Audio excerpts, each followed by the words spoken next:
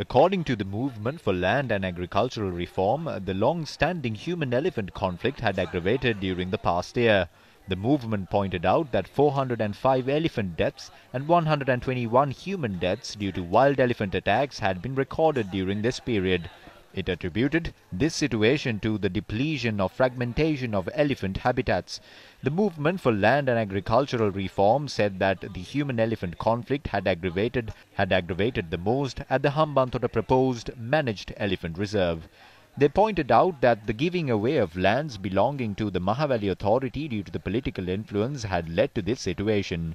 A report published by the Movement for Land and Agricultural Reform showed that lands belonging to the Mahaweli Authority inside the Hambantota proposed managed elephant reserve had been given to large-scale commercial companies and businessmen, and that they are being cleared at present. The report adds that several elephant corridors have been obstructed due to this situation and that about 20 tuskers are trapped in Madunagala. It has also been revealed that land belonging to the Mahaweli Authority are being sold off in a fraudulent manner using fake deeds by claiming to be Nidangam lands.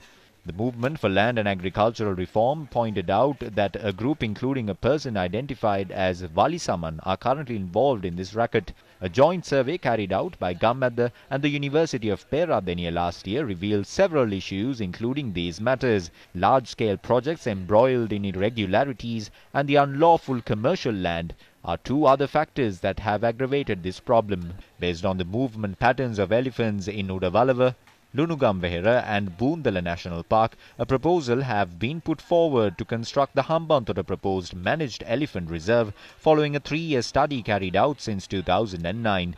The proposal had received unanimous approval from all entities.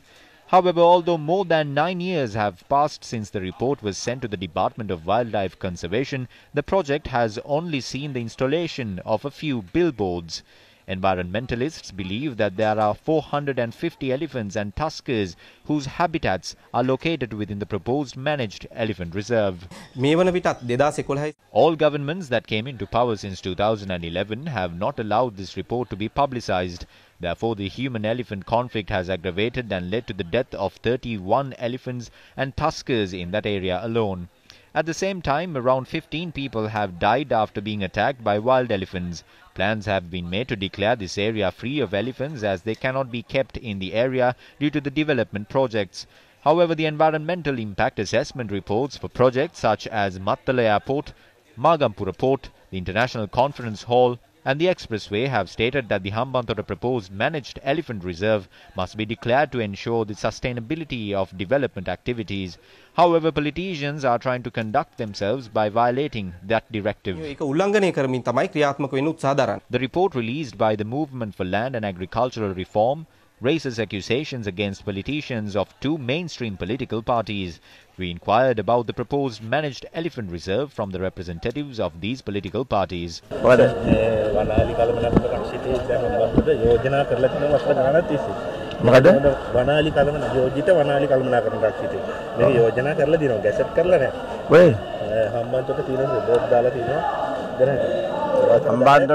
If we try to do this in the center of Hambantota, the people who are on both sides of the area will die. 3 or 4 people die daily although there is a forest. How will this work if we set it up in the center of the area? Although the elephants are inside the forest, they come out and kill the people. There are places like Lunugambehera and Yala. The people must live in peace. Although the Wildlife Department has proposed it, they do not protect the people's lives.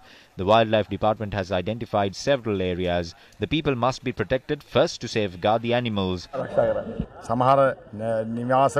There are lavatories of some houses belonging to that area in that reserve. Therefore, we must pay attention to that while protecting the wild elephants as well.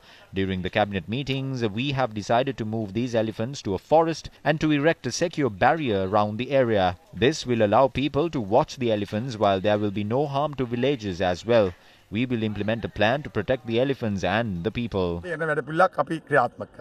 This reserve has been proposed in a bill. It has not been gazetted. Our government and the present government did not gazette it as well. Officials in the present government are clearing the reserve to be given for projects to businessmen.